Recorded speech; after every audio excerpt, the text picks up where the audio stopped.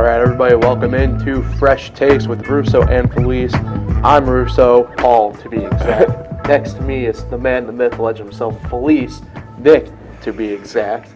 Nick, how you doing? We're back on the desk. Yeah. I'm doing good, Paul. How are you doing? Fantastic. Nate Sharman, behind the scenes, as always, producing. Plenty to get to today. NFL action, pretty big weekend. A lot of different stuff going on. Big week for the lone New York team and then the New Jersey squads, as some people enjoy calling them, including myself. The week started off great with that great Thursday night football game with the Commanders. We don't need to talk about it. Commanders getting the big win over the Bears. I didn't really look at the stats until just now, but how did the Bears exactly lose this game? Like, they're leading every category statistically. Hey, it's just what good football teams do. They know how to win football games like that. Fair enough. But yeah, a lot to get to NFL-wise. Syracuse, 6-0, bowl eligible. We'll touch on that, obviously. Yeah, I got a couple things I want to discuss about that. All right, fair enough. And then the biggest, well, maybe not the biggest exactly, but NBA preview. Season tips off tonight, Tuesday night. So plenty to get to with Knicks and Nets, and I have a little bit of a hot take. About your Heat? No, but it's about the league as a whole. Okay. So we'll touch on that. I know, though, before we got on air, Nick, you asked a very fair question about NBA, because we are at the 20th season of LeBron James, which I know we have been a long 20 years. We have slightly differing opinions, even though I'm certainly like leaning more towards what you kind of lean on with him a little bit. But 20th season, which does seem a bit crazy because, to me anyway, he's kind of like that first really big superstar that I've always like kind of remembered in a sport in a way. Him, obviously, Dwayne Wade is in that draft class, Melo, but it's kind of, I think, crazy when you actually put it in like audible like words that he is in his 20th year. So you brought up a good question, Nick. Vince Carter, how many seasons did Vince Carter play? I'm going to go 21. You're going 21. So, unfortunately, why does Basketball Reference have it broken down the way that they do? It's awful. 4, 6, 12, 24? No way. He was playing a long time, Paul. I don't think I mathed that correctly, by the way. Keep in mind, if Carmelo Anthony does find a team this year, I think it's actually his 20th season. It's 22. Too. It's 22. I I didn't take into account the times he got traded mid-season twice. So for 22. For all you LeBron fans getting excited about his 20th season, if Carmelo finds a team, it would be his 20th season as well. Mm-hmm. But same with Darko Milicic. Is he still playing somewhere? I can look it up quickly as we open up our NFL discussion. Because that'd be a hell of a career, man, if he's still playing. Right. No, he's not. Darko is officially retired. Probably like 2006. Why did Darko retire? He retired from the NBA in 2013 and has since taken up a kickboxing career. He played 10 years professionally, though. It's not bad in America. Plus what he did internationally. So. No, NBA careers, what is the average? Probably like 4 or 5 years, something like that? Yeah, who knows? There's a lot of players that don't play that long. Norris Cole, R.I.P., even though he ain't dead. He played well, though, when he played, too. So, but yeah. Sorry, I had to take a quick sip there. But that is. Yeah, let's jump on into our NFL talk. Pretty good week, like I said, for the New York squads across the board. Josh Allen and the Chiefs get the revenge versus the Chiefs got revenge. Yeah, no need for 13 seconds or less or anything like that. I'm sure Nate and the rest of Bill's Mafia is happy to put 13 seconds into the burner after our podcast gets out today. But they do. I mean, it's a nice win, but it's still in the back of their mind that they blew that game. I guess. Last year. I don't know. I don't know. But, no, it's interesting, this game, because obviously that's the highlight, right, is the hurdle of Josh Allen going for the touchdown, setting it up anyway, rather. But, man, that defense certainly showed up in a big way when they needed it, too. Well, since they got Von Miller on the team, the defense has definitely improved. So, they played well again. I think it's an underrated part of this team because of how great that offense has been with Josh Allen. So, they're just all around good football team right now. The key, there's a lot of good football teams we've seen since we've been a fan of the NFL. Mm-hmm. A lot of good teams have great regular seasons, but they can't really. They're proving stuff, but they can't really prove anything until they start winning in the playoffs, make a Super Bowl, or win a Super Bowl, which would be crazy around here. So, obviously, I think what we've learned through the first 6 weeks, this is a playoff team.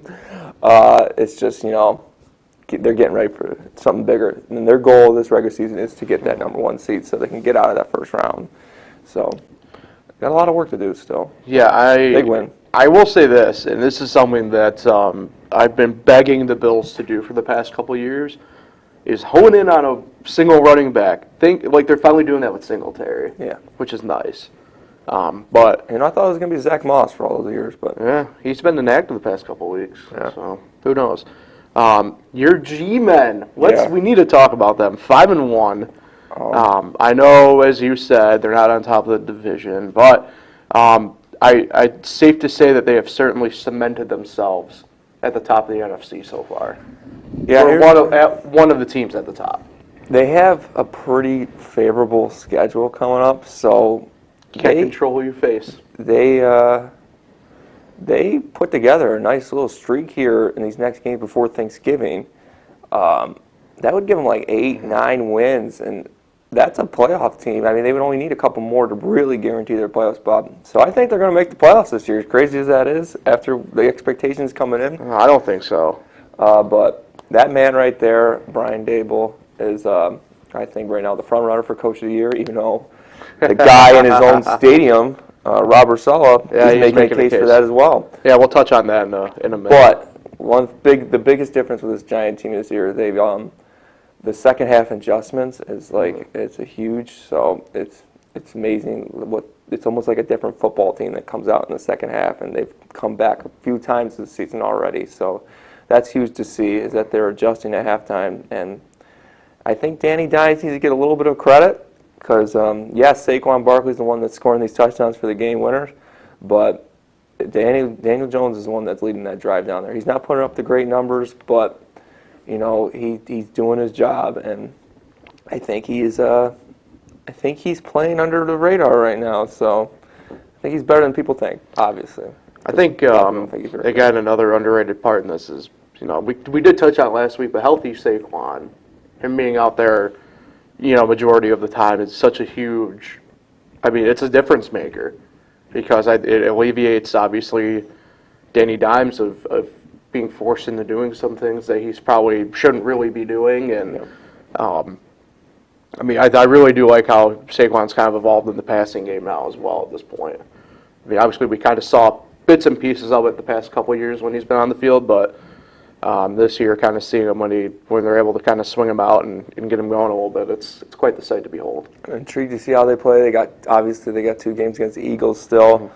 And it's because of the Giants' hot start and their comeback win that we are forgetting the headline that the Ravens blew another game. No, and that was before I moved on. I didn't want to say, again, like we mentioned last week, the Ravens just can't close it out.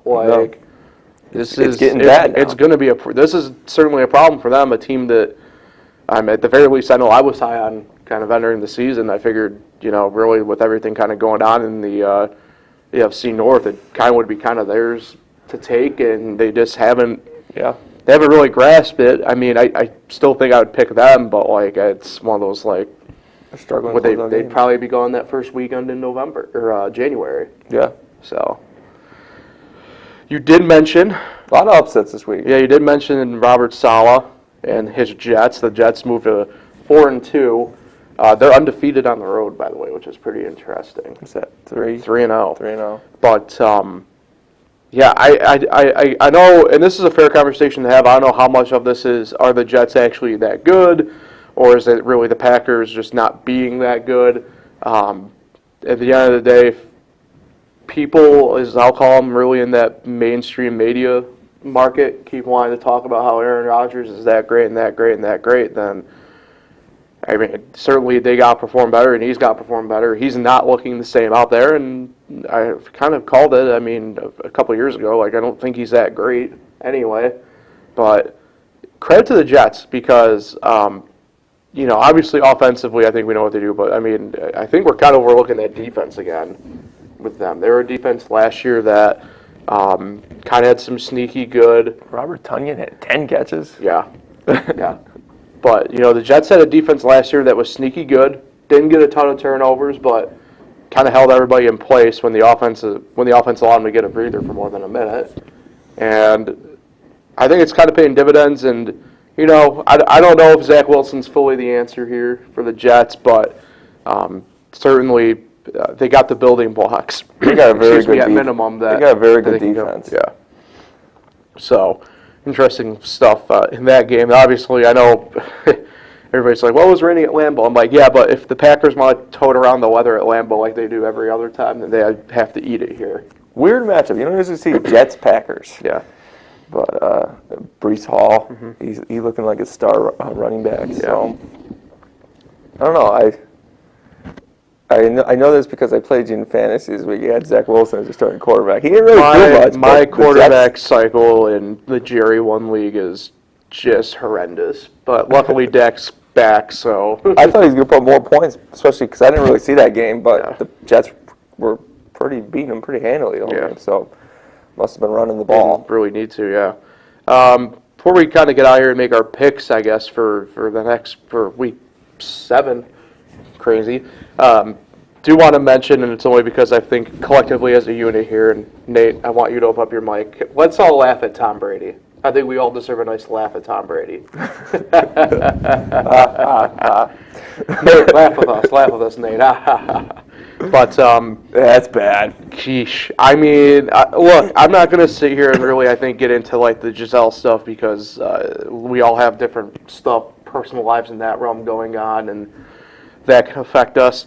But he's missing the Wednesday practices. This week he missed Friday and the Saturday walkthrough to go to apparently Robert Kraft's wedding. It's just I'm not a big fan of him going after his linemen the way that he did.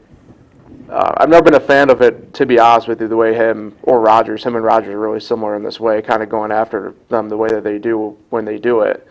How much is it on them when you yourself clearly aren't putting in 100% effort?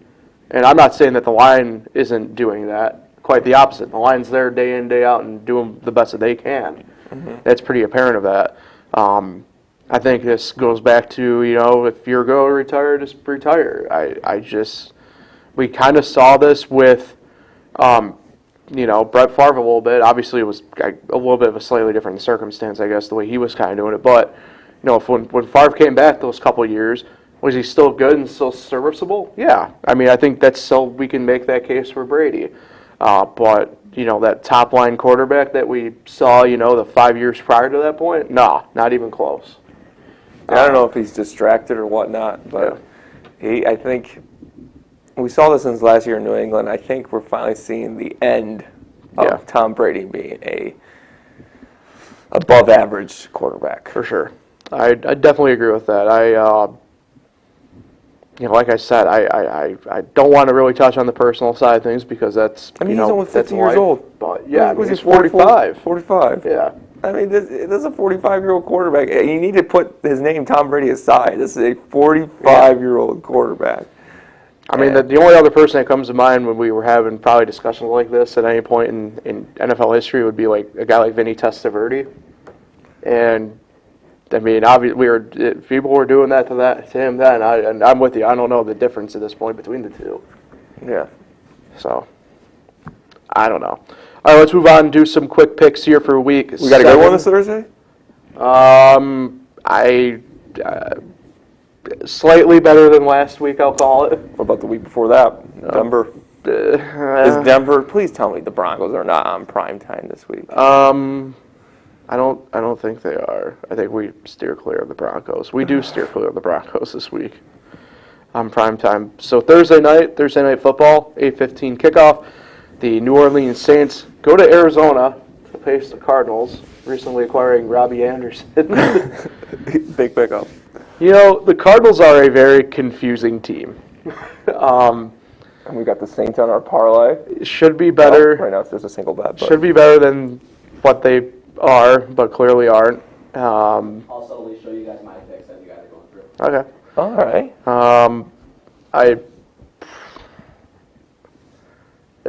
God. I'd go Cardinals, I think. I'm not a fan of it. But, Why, Paul? the Saints actually that good either? Like, I don't know. These are two very it's two very confusing teams. The over-under is 45. I like the under in this game. And but not to say it is at Arizona, so Kyler Murray could get hot with some points at the end of this game. But no, I like the Saints in this game because I think they're better. Yes, we're both very confident in our picks here so far. That's clearly. expert analysis right there. Yeah. You heard it here first. I When like we're the Saints very 'cause they're better. when we're very confused about the teams and how they've played so far. 1 p.m. the Giants at the Jaguars. +3? Come on. I saw they gave them like a 27% chance to win this game. It's the Jaguars. Yeah. It'll always be the Jaguars. If the Jags played better against Indy, even like obviously win would be a different story, but even kind of played better, it wasn't their cleanest game in the world that they had. I'd probably would lean Jaguars here, to be honest, but it's hard to stop a train when it's going down the tracks. Nick, give me the G-men. You going money line like Nate? I don't know what Nate's just picking stuff all over the joint. I like money line as well. I'm taking the G-men. Nate, you're my type of better, by the way, with this going on right now. Let's see what kind of odds I can generate here at the end of this. Oh, God. What's the next one up there for you? All right, Buccaneers and Panthers. This one in Charlotte. That's a lot of points, especially for a Buccaneers team that hasn't been playing too great. I like the Bucs, but I like the +10 Panthers. I was about to say the points there. I will gladly take the PJ Walker, Charlotte or Carolina Panthers squad. But Did you see the PJ Walker stat from last week? No. He completed one pass ahead of the line of scrimmage. Well, It's a good stat right there. stats that matter. It's not zero. Hashtag sabermetrics. But I'm going to go Bucs straight up on that. The Falcons at the Bungles. The Falcons playing a little bit better football than I at least credit them for. That's for sure. Yeah, I don't know if I like them on the road this week. I'm taking the Bengals. Yeah, I'm with you. I think Joe Burrow and them boys. I probably haven't taken the Falcons once this year, but they've been playing pretty well. All right, the Green Bay Packers head to Landover, Maryland to take on the Commandos. Wow. They're playing another New York or your team. So What? I thought they were playing the division, but they played the Jets. It was a New York team. But I like the Commanders. I think the Packers are in shambles. So And what would that make the Commanders? I like the Commanders, man. I think, Carson Wentz, Scary Terry, Antonio Gibson, not a bad little team, especially at home. Packers. This is your game, too. You hate the Packers. Yeah, but I mean, I refuse to take the Commanders until proven otherwise. Oh, last week they didn't prove them. No, they didn't. They did not prove themselves. Where are we? I think we scrolled by one in all honesty there. Yep, Cleveland at the Ravens. Cleveland at the Ravens. Battle of the Art Models. I like Cleveland until the Ravens can prove me they can close out a game. Yeah, I'm with you. I do like the Browns getting the points, but straight up, I'm taking Baltimore. Definitely a backdoor cover situation. It's at 6.5 right now, so who knows? All right, Detroit and Dallas, a battle of who actually owns Thanksgiving going on here. Allegedly, Dak Prescott's going to be back and playing this game. I'm going to take Dallas here, but it's kind of the same situation here. I think I would take probably Detroit with the points, but Dallas straight up. I like the 12:30 game on Thanksgiving better than the 4 o'clock game, so I'm taking the Lions. All right. sticking your line in the sand on that one, eh? Colts at the Titans, really interesting battle here. I'm going to go, though, with the momentum here. Give me the Colts. I like the Titans. I think Derrick Henry's going to have a breakout game off the bye. Give me the Titans. All right. We move to the 4 o'clock window. 4:05, Jets at the Broncos. I hate the Broncos. They're so bad. They're so bad. They need to stop putting them on TV. Even though they've been playing like close games on national TV the last 2 weeks, but it's just Russell Wilson's washed. Give me the Jets. I'm with you. Give me the Jets. The J-Men. Yeah, the J-Man. Texans at the Raiders. This has potential to be ugly, but I'm going to go Raiders here. This isn't your getting the big screen at the bars around the country here, this game, but taking the Raiders. But I like the Texans with the points. I do. They are the kings of the backdoor cover. Really? Yeah. Taking Raiders. All right. But I like the Texans here. They're the I like the Texans with the points. The +7. Fair enough. I like the Raiders in the game. 4:25, Chiefs at the 49ers. What's up with the 49ers, man? I don't know. They got Jimmy G back. They got their starter back. But I like the Chiefs in a bounce back one. Yeah, same. Chiefs. Give me the Chiefs. Patty Mahomes. The other 4:25 game, the Seahawks. Who would have thought? The first place Seahawks. Against the Chargers. Chargers haven't been playing great either. I like that Seahawks +6.5, but I'm going to take Chargers at home. You know they're home. They don't really have a great home field. You don't own the stock that I've owned since 2012 for you to just kind of fold and sell off when it's just, you feel like you got to. Give me Geno Smith and the Seahawks. The G-Man. The Geno Man. But yeah, the Seahawks are playing some type of way. Makes you wonder. Yeah. What is this Sunday night game? What am I watching? What am I looking at here? It's the Sunday night game. I feel like you're asking a question that might be a lot of people asking a similar one. The return of Tua Tagovailoa. Yeah, come 8:20. It's Pittsburgh at the Finns. Is Tua coming back? Yes. Well, this is a rematch of the last time the Dolphins made the playoffs. They played the Steelers with Matt Moore as the quarterback. Let us not forget. If Tua's back, I'm taking the Dolphins. I'm taking the Fish as well. And then Monday night this week, Bears. Let's put the Bears back Bears on at the TV. Patriots. Patriots have been playing well. They really have. I like the Patriots. Big. I'm taking the Patriots. Yeah, Patriots. Okay, let's go try again next week and not put the Bears or Broncos on prime time. Your bye teams this week: the Bills, Rams, Vikings, and Eagles. So, for fantasy owners, beware. All right, let's move over to the college football scene. Big week for at the game. How was it? Use baby. 6-0 was electric in the Dome. I don't know how I feel about the noon game this week. Was saying that it's probably, in all honesty, the most electric I've been in an event there. Yeah. The way it was vibing. The 24-9 victory was very good. Very good. And I know what people can say, but you play your opponent that you're out there. That quarterback, the backup quarterback for NC State, Chambers, is pretty good. I know he doesn't throw the ball well, but very mobile, was able to create and make some time when he was on the move, so that was huge for them. Me and Nate were at the game together. Can't ignore him. Shout out to Nate because he was the one who got us inside a suite, so can't complain about that. Yeah, that was awesome. Yeah.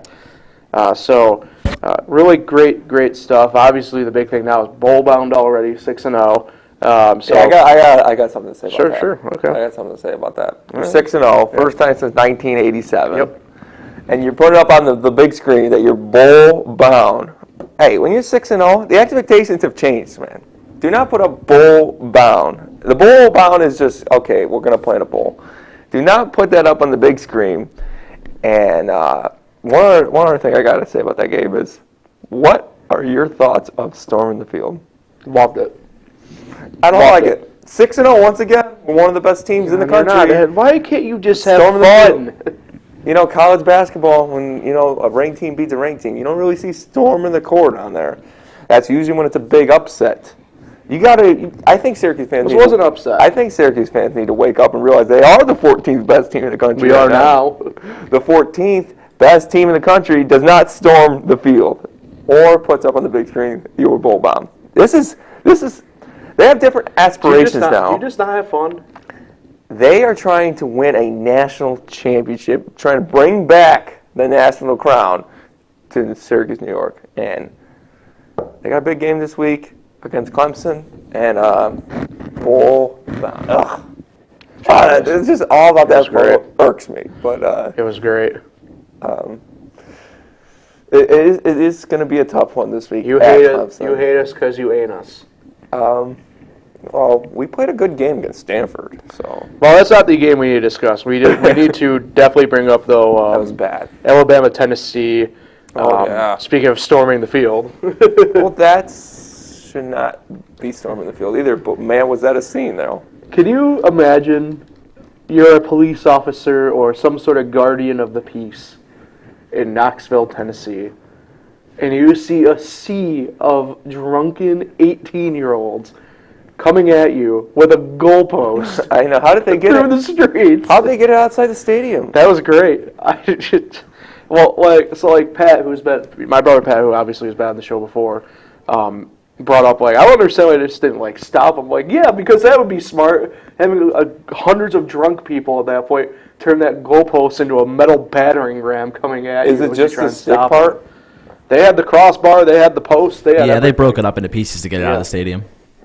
It was incredible. They threw it into the Tennessee River, and now Tennessee's crowdsourcing to get a new field goal post for the game this weekend. Even though this isn't insider information, I saw this last week. I think people forgot about it.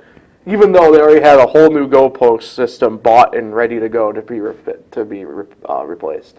They just took one, not the other? They took both. Oh, they did take I don't know what happened to the one. I know the one ended up in the Tennessee River. I don't know where the other one is.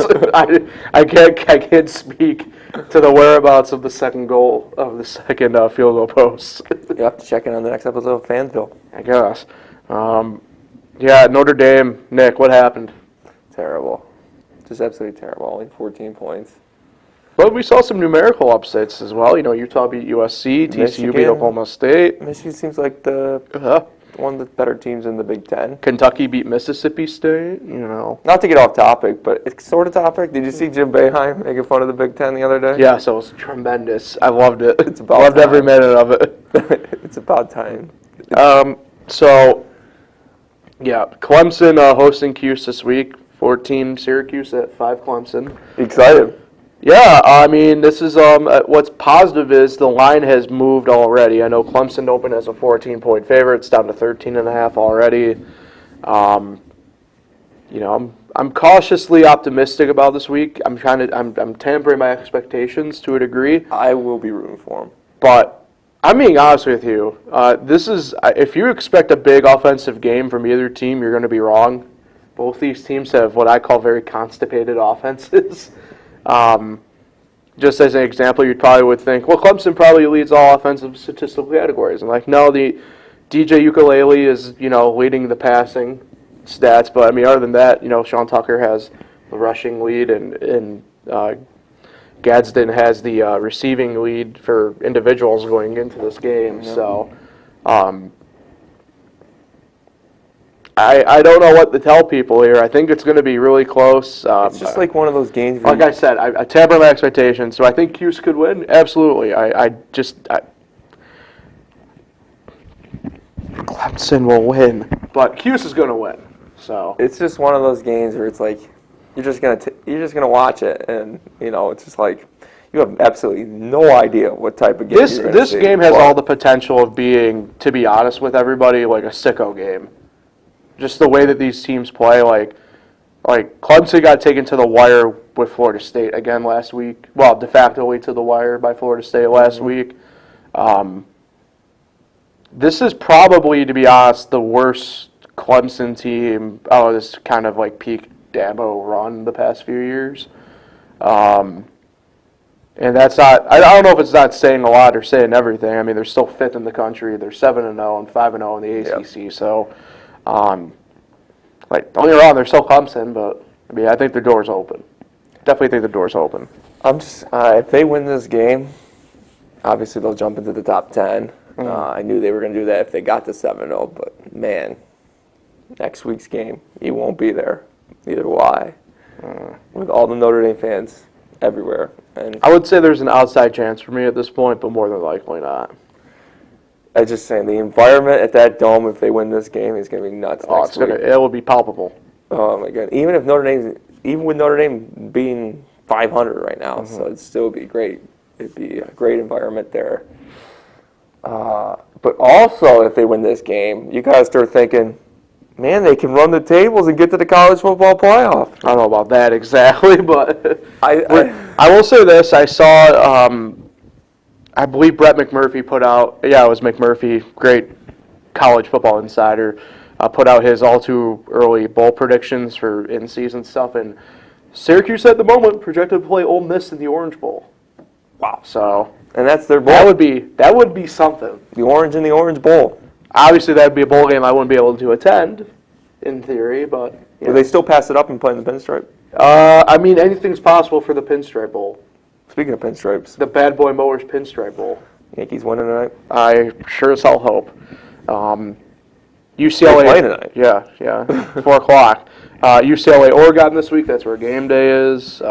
It's an interesting week. Mississippi State's at Alabama, and Kansas State is at TCU. That's really the major ranked games this week. I guess Texas at Oklahoma State's ranked versus ranked, but I mean, horns down. So,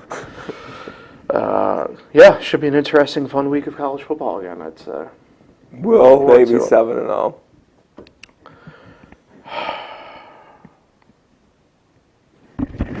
No, but yes, absolutely. Syracuse will be 7-0. What sucks is they play in Clemson's division, so they never really get a shot at the ACC title game. So yeah. All right, let's before we head out here, let's preview some NBA. Season tips off tonight. Just a couple games, but I mean, obviously, it's kind of the like 76th season of the NBA. Yeah, and it leads off with the Sixers at the Celtics, and then Lakers at the Warriors. So, let's see what you did there. I did not mean that. But it should be interesting. Let's start, in my mind, with the broader discussion here, because this is where my hot take lies. I really do believe that the NBA is pretty wide open this year. I know a lot of people disagree, and I understand, right? I still kind of think a little bit like it's probably going to be the Warriors at the very least. But, personally for me, I think it's going to be pretty wide open. I don't know how you feel about it, but I think, if anything, the past couple of years has really shown. The Clippers? Yeah, I don't understand that. I think that's relying on a healthy Paul George and Kawhi the whole year. You got to be out of your mind. I don't know about that. The Clippers win the NBA championship. But I mean, I don't know how you feel. I know we'll obviously touch on your Knicks here in a second, and also the other New York squad, the Nets. But I think if you're one of these top teams, I think everybody's at a pretty even playing field this year. Yeah, I agree with you with. Which is crazy to think that I would say this about the NBA. It is wide open this year because the in quote super teams aren't really that great. Right. Like the Lakers, they finished in 500 this year? I don't think so. The Nets, what's the deal with KD and Kyrie and Simmons? It's a bunch of question marks with that team. And then there's the Warriors, obviously. Just a great run organization. Obviously, a little bit of conflicts going on in the preseason, but they pass. That's what makes them so great. They pass the ball well, and they're a really good team. And obviously, I would put them as the favorite. I would never put the Sixers or the Celtics as the favorite, just because I don't know if they have enough to win it all. Obviously, the Celtics, I think, are better than the Sixers because James Harden is a playoff loser, just like Russell Westbrook. So obviously, I think the Celtics are. I don't care who the coach is of the Celtics. They're a couple steps ahead of the Sixers. So then there's your Heat. There's always your Heat. The one and the only bubble runner-up, Miami Heat. What the hell's that about, dog? The bubble. But other than that bubble season, they've been kind of a playoff exit before the finals. So. They're a playoff team. I don't know how you're feeling about them this year. Oh, yeah. I mean, they're there. They're there. The Bulls are there. Even though I think the Bulls might take a step back, even though Billy Donovan is a great coach. I think he's a top 5 coach in the league. And but I hate being so biased on this show, but it's just like I like the Knicks this year, man. I really do. They finally got a point guard. Here's the thing. Not Alec Burks. Here's the thing with the. Here's the thing with the Knicks. Yeah. You can't let Brunson be your marquee signing. It's not a knock on Brunson. He's good, but I think he's not going to elevate you in the way that you think you're going to get elevated. I think he's a difference maker, man. He's a winner. Won a couple national championships at Villanova. Here's the thing with the Knicks. You want to know what a successful season for them is going to be this year? Probably over 500. You make it at least to the play-in. We won't play no play-on. The thing about my Knicks, we were the number 4 seed in the Eastern Conference just 2 seasons ago with Alfred Payton as the point guard. Obviously, defensively, we went down a little bit when we brought in Kemba and Evan Fournier, and we got rid of Bullock and Payton, who were more defensive players. So hopefully we can get back to that with Brunson there. I don't know. This will be like there's the craziest stat with the Knicks. Is this like the 20? I don't know what it is. It's like the 25th straight season they've had a different starting point guard on opening night. Yeah. That's one of the craziest stats I'll ever see, and obviously it's going to continue this year. I would hope it changes next year with Brunson still there, but I don't know. They finally have a point. That's the first point guard I've ever been kind of confident since Raymond Felton when they went to the Eastern Conference semifinals with Melo. I want to run the tape back because I feel like you were saying the same thing about Kemba. Run the tape back. I definitely liked Kemba last year. The other team in New York, in theory, should finish better than the Knicks is the Nets. But a lot of question marks surrounding that team. I've said this to a couple people. First time we'll say it out loud. This is the only year of this window, right? Mm-hmm. I think if KD/Kyrie don't go, then they're going to force Nash to go, or vice versa. I don't even know if this thing will last the whole year. I'm not convinced of it. I know, they're sticking to each other's backs and blah, blah, blah, but, I mean, the amount of shenanigans on this team is just stupid high. It's like getting in a fight with your friend or whatever, and you just you shake it off and you think it's not a problem anymore. It still happened. Kevin Durant publicly came out and said he wants the GM and he wants Steve Nash fired. That happened. People cannot forget about that. Even though he's moved on, he's ready to play for the Nets. After they were the handpicked one, well, Nash was handpicked by KD and Kyrie. Yes. So that could come down. That could come play. It's a factor if they start losing some games. So they're a very interesting team to watch this year.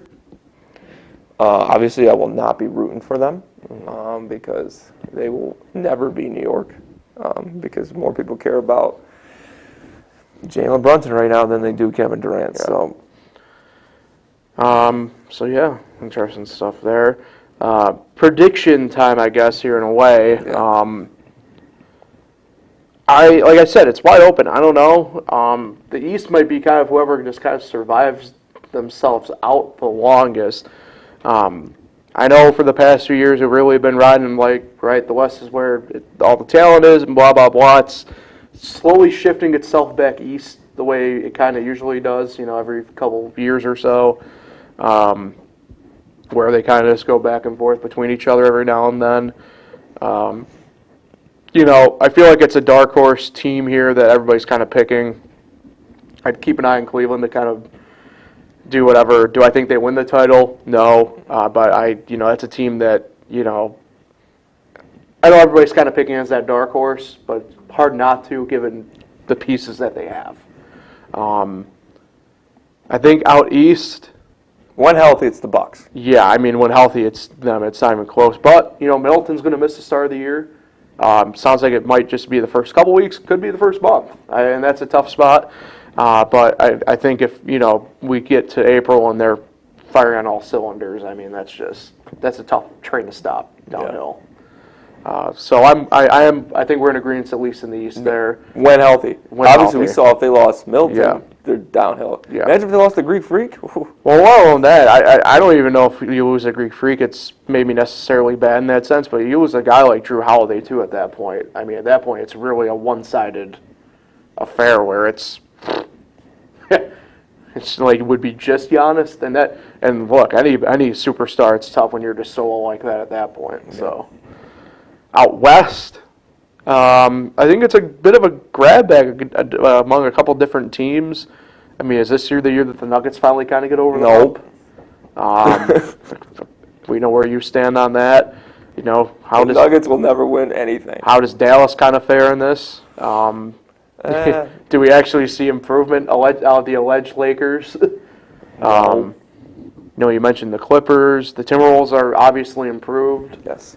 Got Gobert now.